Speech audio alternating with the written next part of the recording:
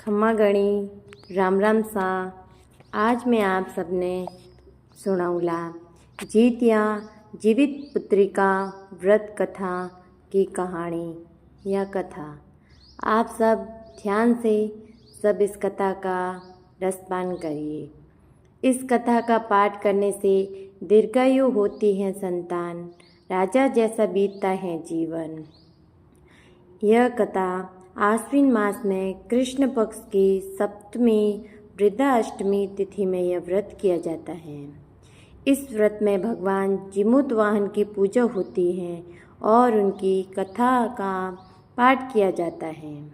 इस कथा का पाठ करने से बच्चों की आयु लंबी होती है और साथ ही उनका जीवन राजा के समान बीतता है। तो ध्यान से सुनो।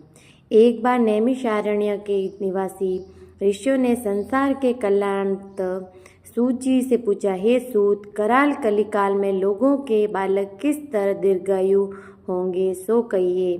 सूत जी बोले, जब द्वापर का अंत और कलयुग का आरंभ था, उसी समय बहुत सी शोकाकुल स्त्रियों ने आपस में सलाह की थी कि क्या इस कलयुग में माता के जीवित रहते पुत्र मर जाएंगे।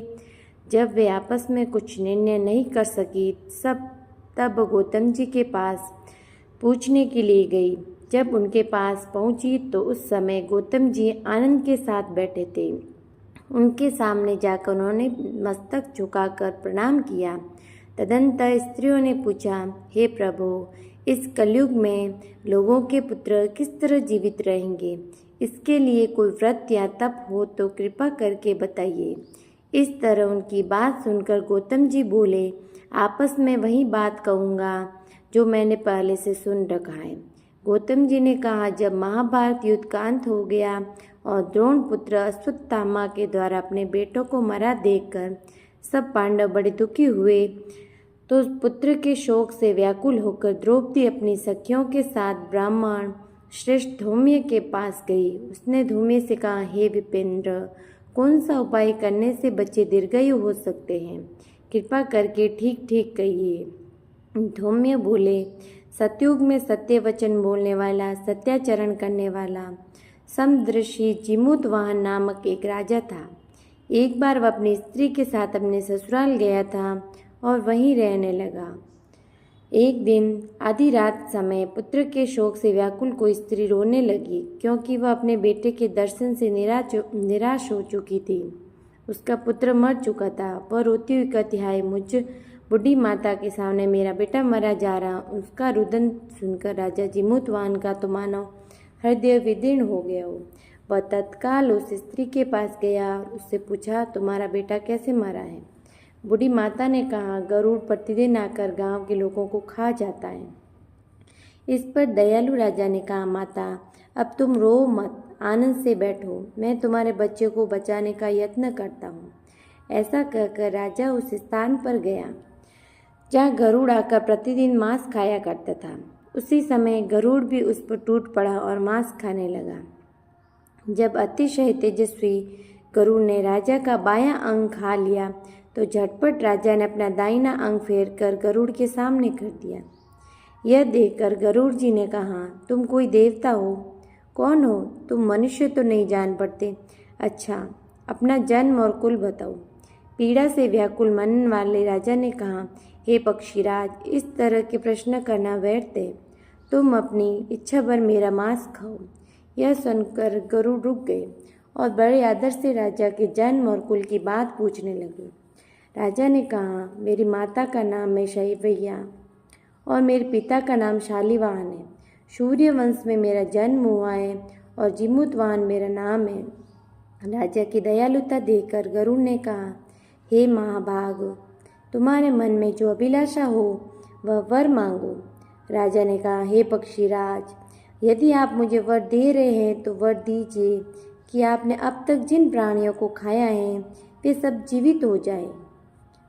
हे स्वामीन, अब से आप यहाँ बालकों को न खाएं और कोई ऐसा उपाय करें जहाँ जो उत्पन्न हो वे लोग बहुत दिनों तक जीवित रहे। धौम्य ने कहा कि पक्षीराज गरुड़ राजा को वरदान देकर स्वयं अमृत के लिए नागलोक चले गए। वहाँ से अमृत लाकर उन्होंने उन मरे हुए मनुष्यों की हड्डियों पर बरसाया। ऐसा करने से सब लोग जीवित हो गए जिनको कि पहले गरुड़ ने खाया था। राजा के त्याग और गरुड़ की कृपा से वहाँ वालों का बहुत कष्ट दूर हो गया। उस समय राजा के शरीर की शोभा दूनी हो गई। राजा की दयालुता देखकर गरुड़ ने फिर कहा, मैं संसार के कल्याणार्थ एक और वरदान दूंगा। आज आश्विन कृष्ण सप्तमी से रहित शुभ अष्टमी तिथि है। आज ही तुमने यहाँ की प्रजा को जीवन दान दिया है। हे वत्स, अब से यह दिन ब्रह्म भाव हो गया है। जो मूर्ति भेद से विविध नामों से विख्यात हैं, वही त्रैलोक्य से पूजित दुर्गा अमृत प्राप्त करने के अर्थ में जीवित पुत्रिका कहलाई है। सो इस तिथि को जो स्त्रियाँ उस जीवित पुत्रिका की और कुश की आकृति बनाकर तुम्हारी पूजा करेगी, तो दिन दिनों उनका सौभाग्य बढ़ेगा और वंश की भी वृद्धि होगी। हे माँ भाग, इस विषय में विचार करने की भी आवश्यकता नहीं है।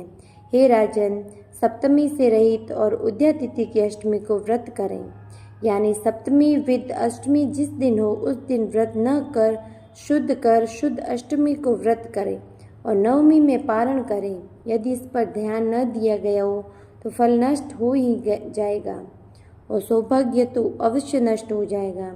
जिमुतवान को इस तरह का वरदान देकर गरुड़ वैकुंठ धाम चले गए और राजा भी अपनी पत्नी के साथ अपने नगर को वापस चले गए। धौम्य द्रौपदी से कहते हैं, हे देवी, मैंने यह अतिशय दुर्लभ व्रत तुमको बताया है। इस व्रत को करने से बच्चे दीर्घायु होते हैं। हे देवी, तुम भी पूर्वोक्त विधि से यह व्रत और दुर्गा जी का पूजन करो तो तुम्हें अभिलषित फल प्राप्त होगा। मुनिराज, धौम्य की बात सुनकर द्रौपदी के हृदय में एक प्रकार का कौतूहल उत्पन्न हुआ और पूर्ववासिनी स्त्रियों को बुलाकर उनके साथ यह उत्तम व्रत किया। गौतम ने कहा, यह व्रत और उसके प्रभाव को किसी एक जन ने सुन लिया और अपनी सखी सियारिन को बताया।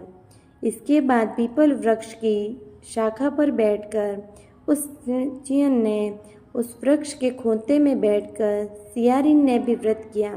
फिर वही चियनी किसी उत्तम ब्राह्मण के मुख से यह कथा सुनाई और पीपल के खोतों में बैठी हुई अपनी सखी को सुनाया।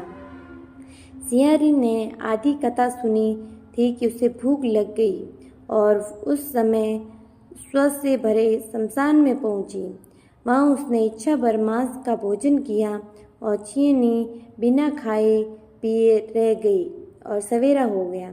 सवेरे वह गौशाले में गई, वहाँ गौ का दूध पिया। इस तरह नवमी को उसने पारण किया। कुछ दिनों बाद वे दोनों मर गई। अयोध्या में किसी धनी व्यापारी के घर जन्मी। संयोग से उन दोनों का जन्म एक ही घर में हुआ, जिसमें सियारिन ज्येष्ठ हुई और चियनी छोटी। वे दोनों सभी शुभ लक्षणों से युक्त थी, इसलिए बड़ी लड़की कशीराज के और छोटी उसके मंत्री के साथ ग्रहपत्य अग्नि के समान सामने विधि पूर्वक ब्याही गई। पूर्व जन्म के कर्म फल से वह मृगनयनी रानी हुई। जिस किसी भी संतान को उत्पन्न करती वह मर जाती थी और पूर्व जन्म की बातों को स्मरण करने वाली मंत्री की पत्नी ने अष्टवसुओं के सदृश तेजस्वी 8 बेटे उत्पन्न किए और सभी जीवित रह गए। अपनी बहन के पुत्रों को जीवित देखकर ईर्ष्यावश राजपत्नी ने अपने स्वामी से कहा कि यदि तुम मुझे जीवित रखना चाहते हो तो इस मंत्री के भी पुत्रों को उसी जगह भेज दो जहाँ मेरे बेटे गए हैं, अर्थात उन्हें मार डालो। यह सुनकर राजा ने उन मंत्री के पुत्रों को मारने के लिए कई प्रकार के उद्योग किए, पर मंत्री पत्नी ने जीवित पुत्रिका के पुण्य बल से बचा लिए। एक दिन राजा ने अपने आदमियों से उन पुत्रों का सिर कटवाकर पिटारी में रखवाया और वह पिटारी उनकी माता मंत्री पत्नी के पास भेज दिया, किंतु वे आठों सिर बेशकीमती ही ज्वारात हो गए। भले चंगे वे आठों लड़के अपनी माता के पास वापस चले गए। उनको जीवित देखकर राजपत्नी को बड़ा विस्मय हुआ। अंत में वह मंत्री की पत्नी के पास आई और उसने पूछा, बहन, तुमने कौन सा ऐसा पुण्य किया है जिससे बार बार मारे जाने पर भी तुम्हारे बेटे नहीं मरते।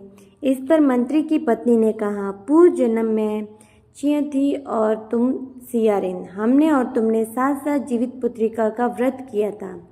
तुमने व्रत के नियमों का भली भांति पालन नहीं किया था और मैंने किया था। इसी दोष से हे बहन तुम्हारे बेटे नहीं जीते। ओ राजरानी, अब भी तुम उस जीवित पुत्रिका का व्रत करो तो तुम्हारे बेटे दीर्घायु होंगे। मैं तुमसे सच सच कह रही हूँ। उसके कथनानुसार रानी ने व्रत किया, तभी से उसके कई बेटे सुंदर और दीर्घायु होकर बड़े बड़े राजा हुए।